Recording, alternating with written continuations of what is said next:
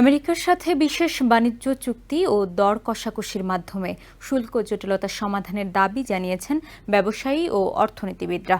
বৃহস্পতিবার রাজধানীর একটি হোটেলে সিপিডির অনুষ্ঠানে তারা বলেন, শুল্ক জটিলতা সমাধান না হলে অভ্যন্তরীণ অর্থনীতিতে সংকট তৈরি হতে পারে।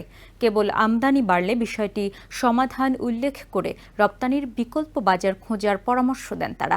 এ সময় ডোনাল্ড ট্রাম্পের শুল্ক নীতি মোকাবিলায় নতুন বাণিজ্য চুক্তির পাশাপাশি কূটনৈতিক তৎপরতায় জোর দেওয়ার পরামর্শ দেন সিপিডির অনারেবল ফেলো মুস্তাফিজুর রহমান। শুল্ক নিয়ে ট্রাম্প প্রশাসনের একের পর এক সিদ্ধান্তে টালমাটাল বিশ্ব অর্থনীতি।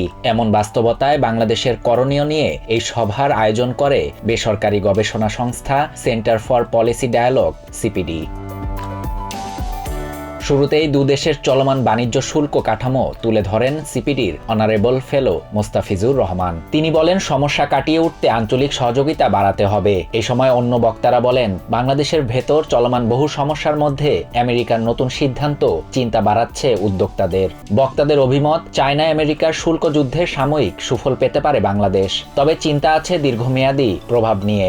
এমন অবস্থায় দ্বিপাক্ষিক বাণিজ্য বিনিয়োগ সংক্রান্ত আলোচনা বাড়ানোর উপর জোর দেন তারা। সিপিডির চেয়ারম্যান ডক্টর রেহমান সোবহান জানান, কেবল আমদানি বাড়িয়ে এ পরিস্থিতি মোকাবিলা করা কঠিন, তাই রপ্তানি বাড়াতে হবে ইউরোপ ও এশিয়ার বাজারে। শুল্ক নিয়ে দর কষাকষি করতে প্রয়োজনে আলাদা উইং গঠনেরও প্রস্তাব দিয়েছে সিপিডি।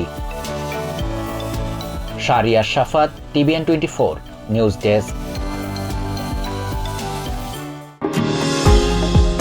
নিউ ইয়র্ক থেকে সম্প্রচারিত টিভিএন 24 টেলিভিশন বিশ্বজুড়ে বাঙালির কণ্ঠস্বর।